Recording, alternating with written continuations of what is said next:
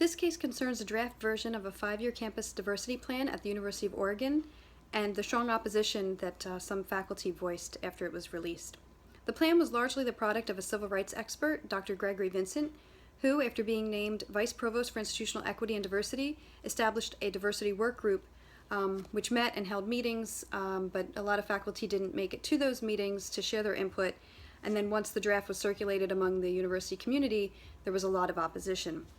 In response to this, the Faculty Senate Ad Hoc Committee recommended that a new working group be formed, made up mostly of faculty, and they would hear the comments about the existing draft and work on a new draft and present that to the Faculty Senate.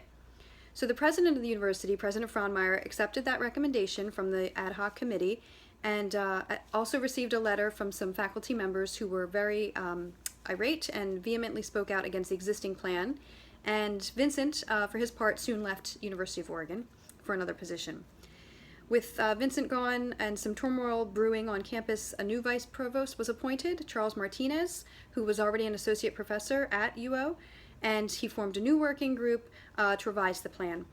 The president did realize that he knew that the initial plan wasn't ready to be shared with the community, and some people might be disappointed with the new plan for its lack of teeth, but ultimately Frohnmeyer is optimistic about its possibilities.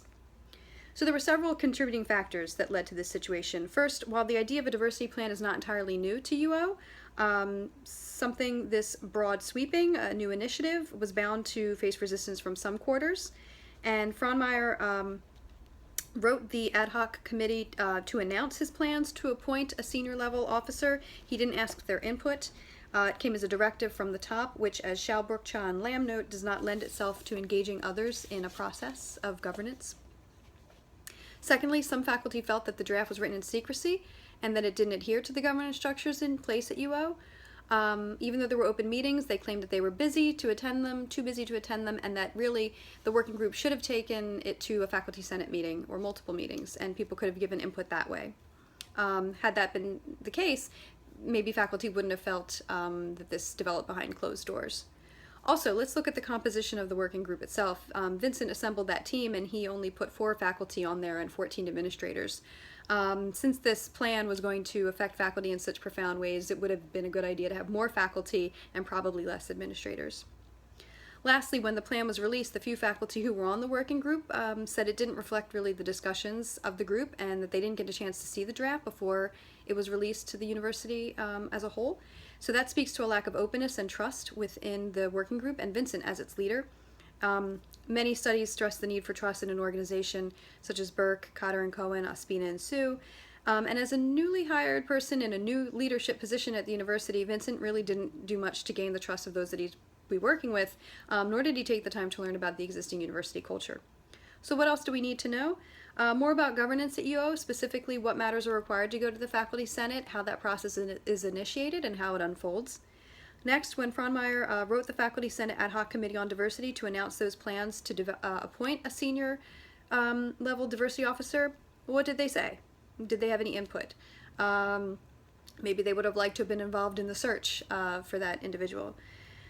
And then for such a wide-reaching plan that clearly went astray in part due to Vincent's leadership, it would be useful to know why Vincent was selected as the vice provost and who chose him. At this point, moving forward, the new faculty-heavy working group under the leadership of Martinez did develop a draft, but there are still issues that need to be addressed.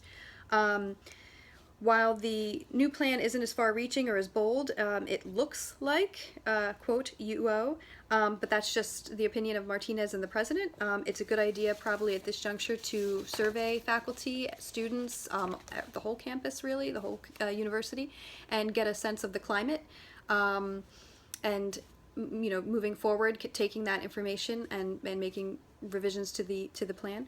Additionally, there's probably been some damage between the president and faculty, so Frohnmeyer should, as Burke, Henderson, and Kennett suggest, keep that open and honest communication going, and he should really probably speak to the Faculty Senate about what went wrong with planning the last draft, and to foster a sense of belonging and increase commitment to an organization, as Cotter and Sherry and Brunetto note, it's evident that the faculty who signed the letter don't feel valued, and so this would show that Frohnmeyer has good intentions moving forward.